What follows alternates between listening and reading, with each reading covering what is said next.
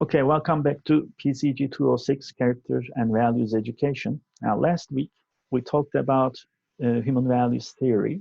Basically, I mentioned Rakib's and Schwartz's theories, and we left at Schwartz's theory and its major postulates.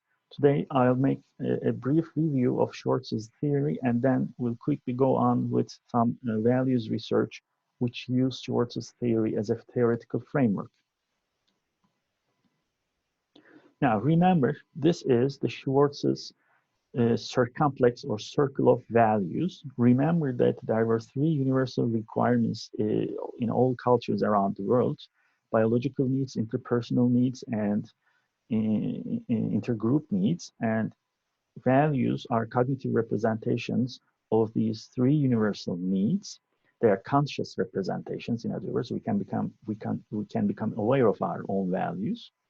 And from these three basic or universal human needs, 10 value types were postulated by Schwartz. And remember that these values were power, achievement, hedonism, stimulation, self-direction, universalism, benevolence, tradition, conformity, and security values.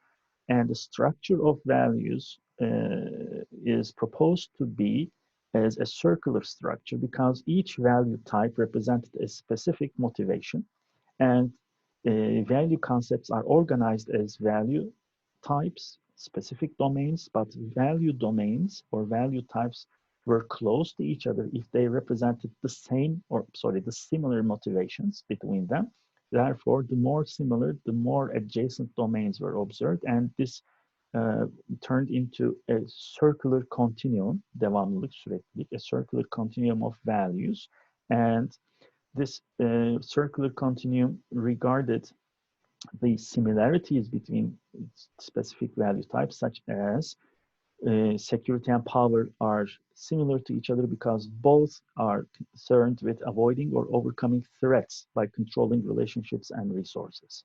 So that's the similarity between power and security values. And power and achievement are similar, achievement and hedonism are similar, but security and stimulation are dissimilar. They are irrelevant to a certain extent because they do not share a common motivation. And most importantly, values, which are value types or value domains, which are placed or located in two poles of this circle, okay, were in conflict in terms of motivation. Because, for instance, power is concerned with having dominance or control over people and resources, whereas universalism is just the opposite. It is having equality and concern for the welfare of all the people around the world and nature in general. So they are in conflict. So security and stimulation or self-direction are in conflict. Hedonism and tradition are in conflict. Achievement and benevolence are in conflict, and so on. So all the values were placed in two bipolar dimensions: openness to change versus conservation, and self-transcendence versus self-enhancement. So these conflicts are represented on the figure like these two poles, iki kutup, okay, here. Self-enhancement and openness to change values are person-focused values. They emphasize the needs of the person, whereas self-transcendence and conservation values emphasize the needs of the other people. So they are located just across each other, okay? And one important, perhaps, research finding is that there is a categorization of so-called moral values, okay?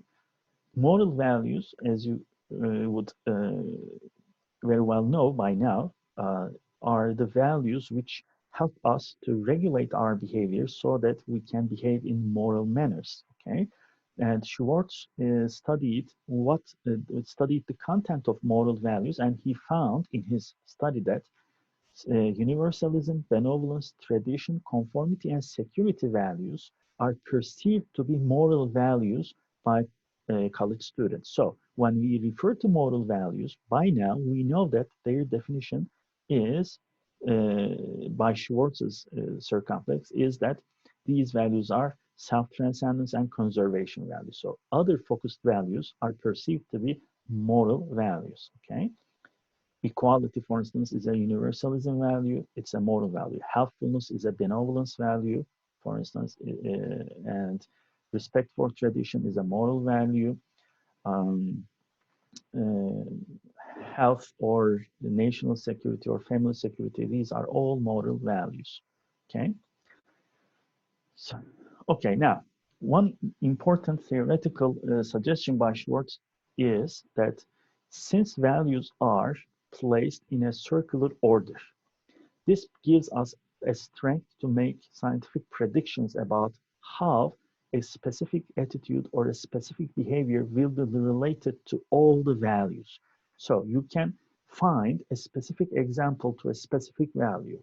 For instance, if helpfulness is the value, helping an elderly person to carry her bags, for instance, is a specific behavior which has the potential to express helpfulness value.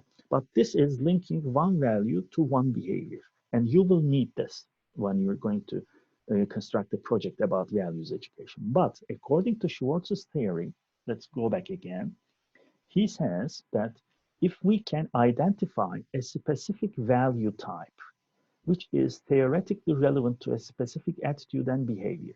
Okay, so if helpfulness can be identified as the most relevant value, which is related to a helping specific behavior, then we can assume that, or we can predict that the highest correlation between the importance of helpless, the importance of a value and the frequency of or the intention to display a certain behavior can be identified. So if I say helpfulness is very important to me, I can now predict that benevolence values or helpfulness as a specific benevolence value will be the value concept which will have the highest positive correlation with helping an elderly person.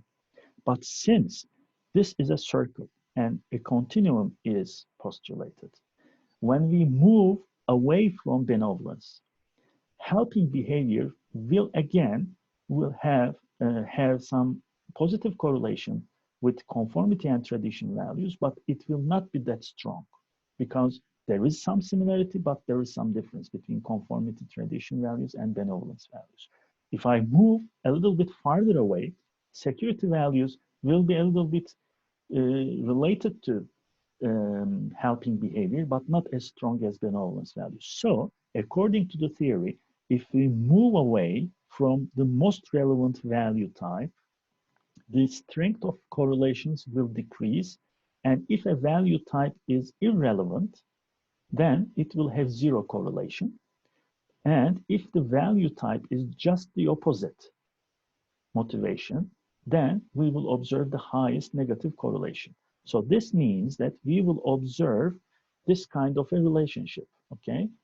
The highest correlation will be observed with the most relevant value, but when we move away around the circle, this correlation size will decrease. It will become negative on the opposite side, and it will rise again. So this is called a sinusoidal wave, okay? Sinüs dalgası şekli. So a sinusoidal pattern is postulated between all the values and a specific attitude or a behavior. That's a very important postulate because it helps us to relate the whole value system to a specific behavior. That's why it's important. So he made an experimental study, and first he measured the value priorities of individuals by using a specific value measure, and then he thought that he was interested in studying the cooperative behavior. Okay, this is here we have the dependent variable, let's say cooperative behavior. What is cooperation? When there are limited resources, you share it. This is called cooperation. Okay, what is competition? When there are limited resources, you don't want to share it with the other person, but you want to keep all for yourself. This is competition. So he designed a computer game on which two different individuals, without seeing each other, played this game, but the resources were limited and they had to share or they had to compete for, cooperate or compete for the resources. He predicted that in order that we can share the resources with some stranger, we should have an important value, which is benevolence, okay? Because benevolence is defined, theoretically is defined as concerning, to have a concern with the welfare of other people with whom we are in frequent contact. So in a laboratory experiment, while you are playing a video game with another person, you are in frequent contact. Whether you share or not, whether you cooperate or compete, depends on how much you place importance on benevolence values. So theoretically, the most relevant value type is benevolence value type. So he said, as importance of benevolence values increases, cooperation increases, and highest correlation will be observed for this. But remember again, benevolence is here, okay? When we move away from benevolence, the size of the correlations should decrease. And actually, when you come to power, what's the definition of power? Power means that you want to have control over people and resources. Now, in a game where there are limited resources, you can either choose to cooperate or compete for them. So if you place high emphasis on power values, then you would choose to compete with the other person, with the stranger, to keep all the resources for yourself, okay? That's why he postulated that the highest correlation will be observed, the highest negative correlation will be observed for people who place higher emphasis on power values. So as the importance of power values increases, cooperation decreases, okay? And if highest correlation, positive correlation will be observed for benevolence values, and the highest negative will be observed for power values, then all other correlations should decrease as they move away from benevolence values and power values in both directions around the circumflex or around the circle. Now look at this picture here, this graph. Then he measured how much they cooperated in this study, in this experiment, in this video game, and he found that the highest correlation was observed for benevolence values, 0.38. Okay, and the highest negative correlation was observed for power values. You see, two theoretically relevant value types revealed the highest positive and the highest negative correlations. And as you observe, the sizes of the correlation coefficients decreased as we move away from benevolence values. So from 38.38, it dropped down to 0.12 for tradition, and conformity it was 0 because it's irrelevant. For security, it's irrelevant. It's practically 0. But when we come to power values, it has the highest negative correlation, minus 0.37. But then it dropped down as we moved away from power values, okay, as you observe here. And simulation and self-direction values were relatively unrelated. So this is called the sinusoidal continuum postulate, okay?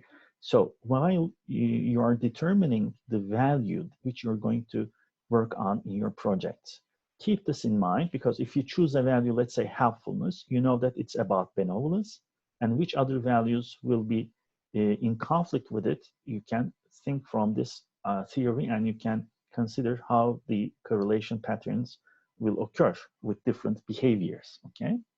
And then he also studied value orientations. A value orientation means that, let's assume this example, okay?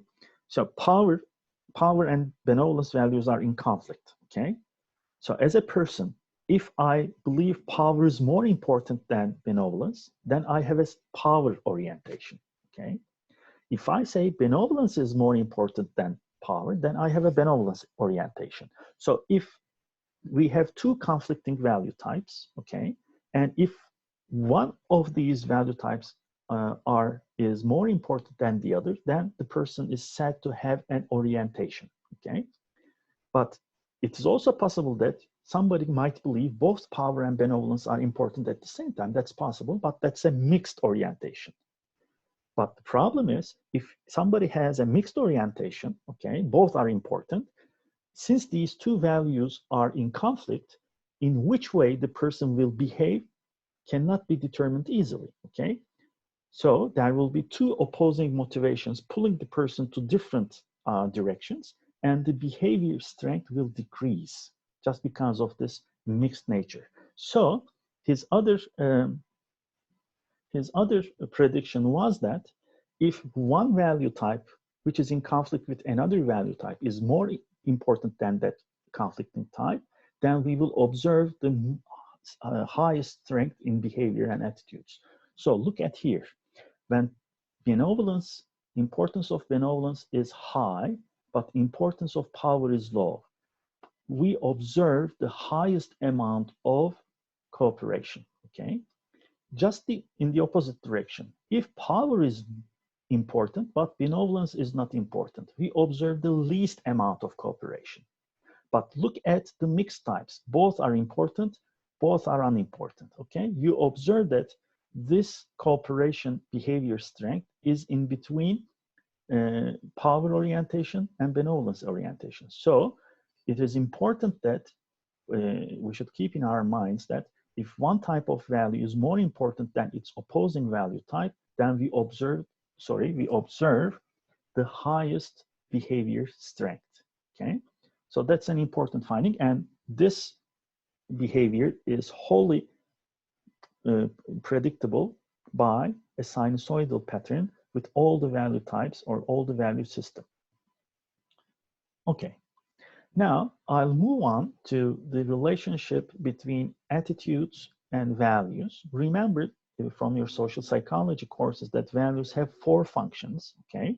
And one of these functions is called value expressive function. Value expression means that there is some guiding principle you believe to be very important, and your evaluations about social objects, people, and social issues are guided by these important values. So when a person states an attitude, this attitude can display what values he or she find important in his or her daily life. So attitudes are, remember, immediate correlates of values. So values can predict attitudes. That's the first lesson we should keep in our minds.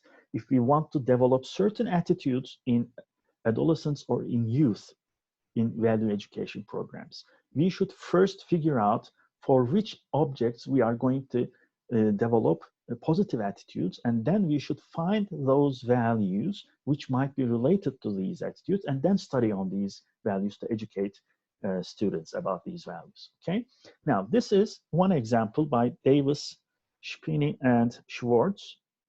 They studied the relationship between values and religious attitudes, and they measured religious attitudes by this specific item. To what extent do you define yourself as a religious person, okay?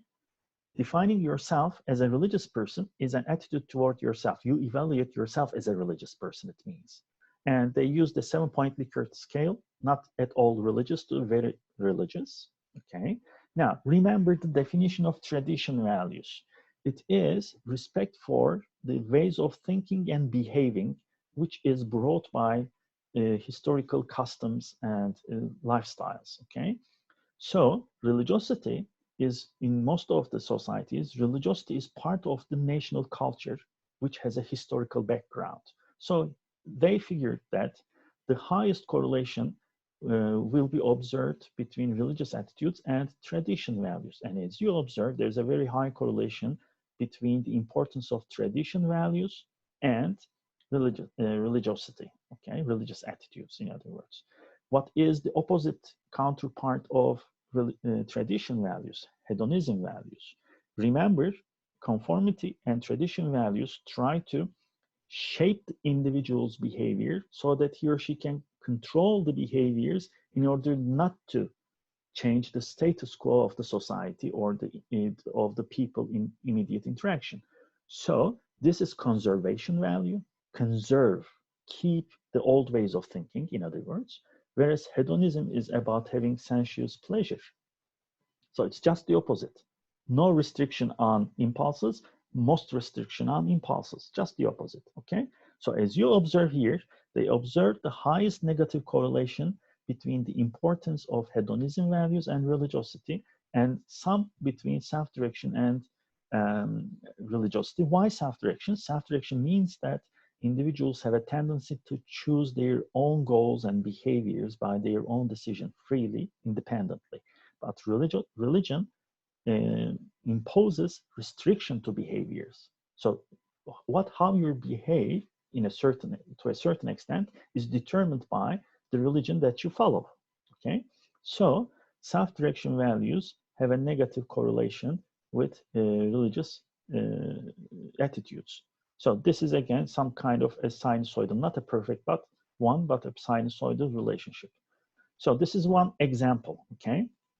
Another example they used as attitude issue is trust in institutions. You all know that societies are composed of sociological institutions, education system, judicial system, hukuk system, it means, political system, economic system, healthcare system, the army, the police, the media, and so on. There are different institutions in the society. And why do we have these institutions in the society? So that we can keep the continuity of the society, so that the society can survive. So it is about conserving the society. If institutions serve to conserve the existence of the society, then conservation values should be the most related values with them. So if you believe that tradition, conformity, and security is very important, then you will have more trust in the institutions of the society. Otherwise, you will have less trust in the society. So they also measured how much participants believed in or trusted these different institutions in society: low trust, moderate trust, high trust. Okay, and then they measured value priorities. Now, as you observe here, conservation values, when they become more important, people seem to trust in these institutions more. Remember again, conservation values are in opposite direction with openness to change values. Conserve the status quo, be open to change, novelty, and freedom and independence in choosing your own actions. Okay, just the opposite. So rather than trusting the institutions of the society, it means the person might trust himself or herself. Okay, so as you observe, self-direction values have negative correlation with trust in institution, and the relationship size again decreases as one moves away from conservation values and as one moves away from self-direction values. So that's another example. So you might ask, Hoca, why are you talking about always conservation values and the other stuff? Because conservation values are moral values according to research. So if we have to design a moral character education program, we should know what kind of moral attitudes and behaviors are related to these values. That's why I'm focusing on these issues. Now, political orientation, again, is another type of attitude. Now, this is about how the state should be governed, how the relationship between individuals and the state should be. So this is a worldview, but this worldview, which is called political orientation, involves many different attitudes. So they also measured the political orientation of individuals, the participants, whether they were left-wing supporters or right-wing supporters or apolitical, meaning neither left nor right-wing supporters. Okay. Now this is on the graph. You observe the value profiles of different political orientations. Look at the left-wing orientation and the right-wing orientation. Left-wing orientation is the black dot. Right-wing orientation is the white dot. Okay. Pluses. Okay. Pluses are apolitical. As you observe, apolitical orientation is in between always. Okay. That's very comprehensible. Now look at the left-wing orientation. What is the difference between the right wing and the left wing? Right-wing supporters or people with a right-wing political orientation believe power is more important, whereas left-wing people believe power is less important. And very consistent with this finding, just the opposite is observed for universalism. Power versus universalism is a conflict on the circumflex, remember, okay? So as a right-wing person, if I believe power is important, then I, of course, will believe universalism is less important, okay? And just the opposite. If I'm a left-wing person, then I would believe power is not important, but universalism, taking care of everybody, social justice, equality is important, okay? So this is the major difference between two political orientations. Power is more important for right-wing followers, whereas universalism is more important for left-wing followers. And there is another difference for two different value types, conformity and security. So restraining your own actions in order not to annoy other people in immediate contact. And security values, keeping the stability and security and safety of the person himself or the immediate others or the society. As you observe, these two are conservation values, and these two conservation values discriminate left-wing people from right-wing people. Right-wing people place more importance on conformity and security than left-wing people, okay? So now what we observe here is that there is a value-based difference between political orientations or worldviews. And if you can consider left-wing to be just the opposite of the right-wing, you observe that their value priorities are also just the opposite of each other, okay? Now, this is a study which I conducted 14 years ago with university students.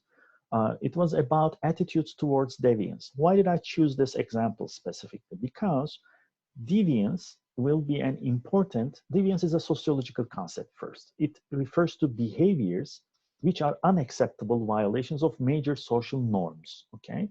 So when you become school counselors or psychological counselors, if you are to deal with behavior problems, as we talked about in the first weeks of this course, such as plagiarism or academic dishonesty or bullying or other kinds of problem behaviors, let's say. Now, values education and character and values education aim at changing these behaviors through changing the values of the students, okay? So, deviance, which is defined as unacceptable violations of major social norms, becomes important because if you know which behaviors, which values are related to attitudes towards deviant behaviors, then you can have easier you can construct in an easier way different values education programs. So again, deviance refers to behaviors which are unacceptable violations of major social norms, and if there is a violation of a social norm, then the society will punish it, which evoke negative reactions from the social control agents. So if a student cheats, according to this definition, it's a deviance, okay? And it will startle negative reactions from the social control agents. So what's the negative reaction? For instance, starting a disciplinary process. Who is the control agent? It's the teacher, okay? So control agent in the school context is the teacher or the administrative staff. Excuse me. So the control agent is the teacher or the school administrative staff. And negative reaction here is the disciplinary action against this behavior of student. And deviance is this violation of honest exam performance, okay? So in this framework, deviance becomes important. Best and Lukenbill are two sociologists who studied deviance. Deviance is related to a lack of delay of gratification, first of all. Remember, delay of gratification is an important developmental task. If people cannot control their impulses, they cannot pursue other important behaviors. So if deviance is a violation of norms, and if it is related to delay of gratification, then it's about a problem with controlling one's impulses, or it's about controlling one's behaviors so that the reward can be delayed for a future time, okay? So it's important for self-regulation of behavior. If delay of gratification is the major personality characteristic underlying deviance, then who cannot delay gratification? It would be a person who perhaps places more emphasis, who believes places more emphasis on hedonism values, who believes, for instance, pleasure in life or an exciting life is more important. This is seeking rewards continually. Okay, keep this in mind. So there is some converging evidence in past studies by Feder, high importance placed on an exciting life, which is an hedonism value, is related to deviant behaviors, okay? And low parent-child value similarity, especially in that value, is related to problem behaviors. Why low parent-child value similarity is important in determining values? Because if, as a parent, I believe an exciting life is not important, but if my child believes it's very important, there's a mismatch. It means that as a parent, I cannot transmit my value to my child. That's why it becomes related to deviance. If I cannot inhibit the importance of an exciting life or hedonistic values for my child, it's more likely that my child will engage in some sort of norm violation, okay? Therefore, in some deviant acts which are not socially desirable, values are, in some deviant acts are the acts which are not socially desirable, and values are beliefs about which acts are socially desirable. So values should guide our perceptions about deviance. So my question in this study was this. I know that everybody has a value system, a value priority. Given the same behavior, if a certain student has a different value priority, the same behavior can be evaluated as deviance, but if another student believes just in the opposite values as compared to this other guy, then this student will not perceive the same behavior as deviance. So I measured attitudes towards different behaviors, and the attitude statement was, how much do you believe this specific behavior is a deviant behavior? Is it deviance? I asked. That very simple question. And I asked about their evaluations in terms of deviance of a certain behavior. I'm not talking about an absolute deviant act as defined by sociological studies. No, I was interested in how students represented a specific behavior as deviant or non-deviant. Okay, and I hypothesized that hedonism and stimulation values were about having sensuous pleasure and having novelty and change, excitement in life. So this is a problem with controlling or delaying the gratification. So some amount of positive attitudes must be observed, I believe, if a student believed hedonism and stimulation values were important.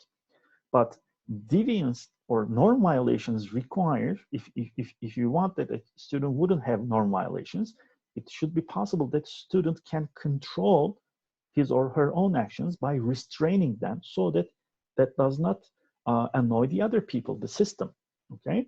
And conformity values is restraint of actions in order not to annoy other people. So hedonism stimulation values are here on the circle, whereas conformity values are here on the circle. They are in conflict. If hedonism stimulation, when they become important, they predict positive attitudes, then when conformity values become important, they should predict negative attitudes, okay?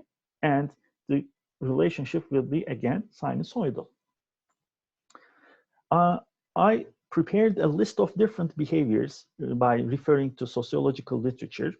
And in this, by using factor analytic study, I figured that there were 4 factors or 4 types of behaviors which can be labeled as some deviant or non-deviant.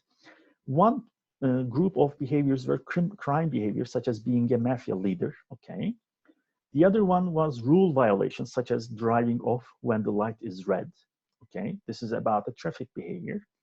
The other type was sexuality behaviors, having an abortion or having sexual intercourse before marriage, okay? And norm violations were swearing at someone, küfür etmek, okay? This is a norm violation, whereas this is a rule violation. So there were 4 groups of behaviors which can be or which cannot be labeled as deviant.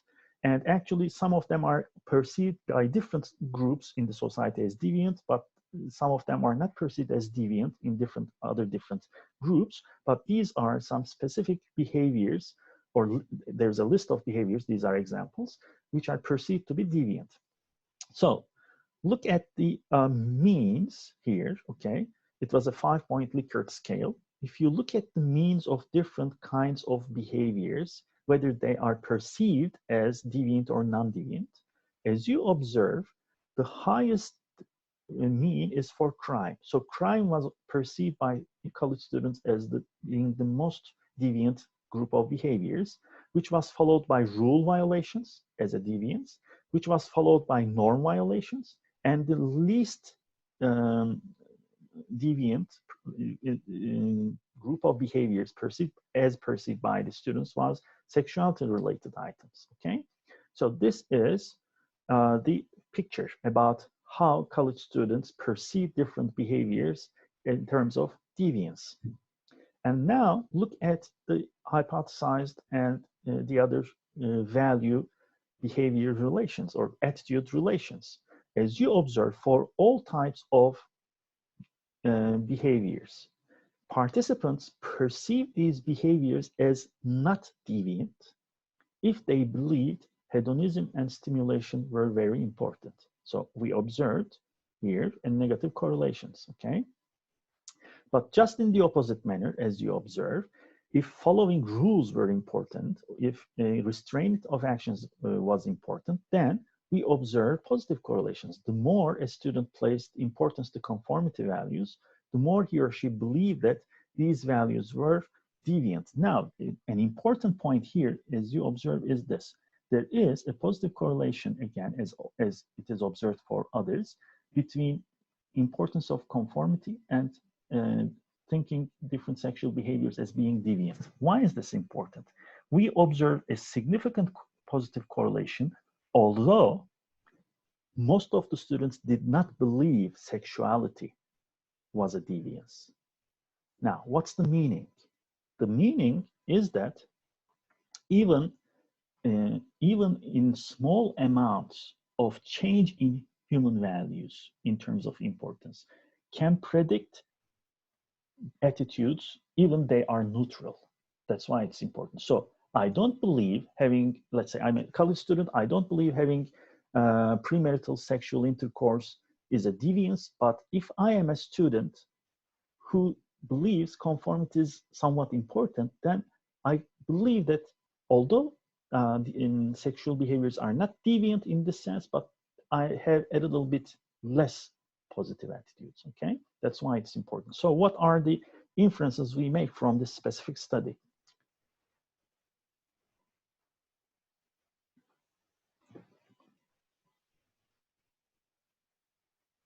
Okay, so we make, there's a problem, there is a wrong slide here, so I'm not going to go through it, but the findings teach us that value priorities are related to deviant behaviors, especially hedonism, stimulation, and conformity values are important in this relationship. As you observe, others are not that significant. So why is this important? This is important because in school settings, some behaviors will be norm violations. And in order to deal with the norm violations, you should create a structure in which hedonism and stimulation values are balanced with conformity values. I don't say we have to change these values. I say we should create a balance between conformity and hedonism stimulation values. Now, I'll stop here and then we will go on after 15 minutes.